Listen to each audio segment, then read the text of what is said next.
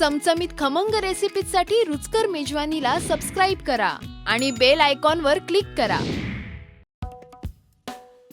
नवरात्रामध्ये आपले 9 दिवस उपवास असतात आणि तेव्हा आपण खातो जास्तीत जास्त राजगिऱ्याचे लाडू। पण हेच राजगिऱ्याचे लाडू आपण घरच्या घरी कसे करणार हे तुम्हाला मी आज शिकवणार आहे। सुरुवात करूया। गॅस सुरू करूया। आता मी इथे घेते 200 ग्रॅम गूळ। इथे गूळ चिक्कीचा घ्यायचा नाही आहे, साधा नॉर्मल गूळ घ्यायचा आहे, कारण चिक्कीचा जर गूळ घेतला तर ते जास्त कडक होतात। त्यामुळे आपण इकडे साधा गूळ घेतलेला आहे। आता हा गूळ आपल्याला व्यवस्थित वितळून घ्यायचा, त्यामुळे त्यासाठी आपल्याला वाट बघावी लागणार आहे। ह्याच्यात तूप किंवा तेल किंवा पाणी काहीही घालायचं नाही, फक्त गूळ वितळून द्यायचं आहे। गॅस थोडासा कमी करायचा आहे।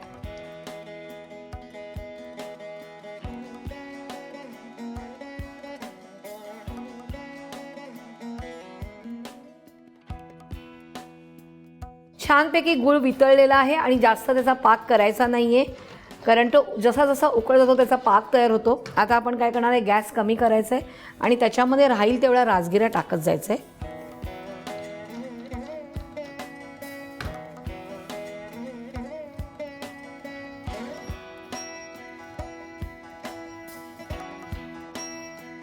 हे राजगिरा सगळा ह्याच्यामध्ये मिक्स झालेला आहे। साधारण हा पाव किलो राजगिरा होता।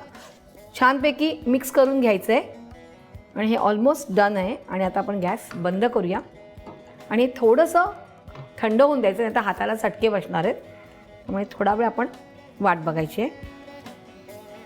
आता आपण हे एका प्लेटमध्ये काढून घेऊया।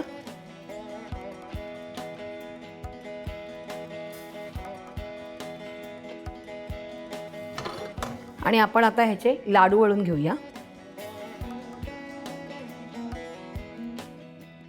आणि अशा प्रकारे आपण सगळे लाडू वळून घेणार आहोत।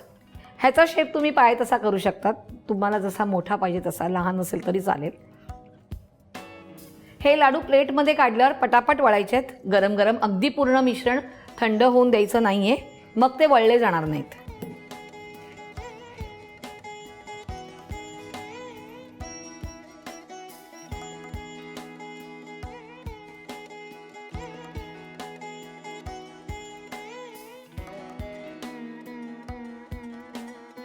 छान राजगिऱ्याचे लाडू तयार आहेत। पण तुम्हाला राजगिऱ्याची वडी करायची असेल तर ॲल्युमिनियमच्या ट्रेमध्ये हे मिश्रण घालायचं आहे आणि ते थापायचं आणि गरम असताना त्याच्या वड्या पाडायच्या आहेत। तुम्ही हे करायचे आहेत, मला कमेंट्समध्ये कळवायचे आहेत। आणि अशा छान छान ऑथेंटिक रेसिपीजसाठी तुम्ही काय करायचं आहे, रुचकर मेजवानीला लाईक, शेअर आणि सबस्क्राईब करायचं आहे।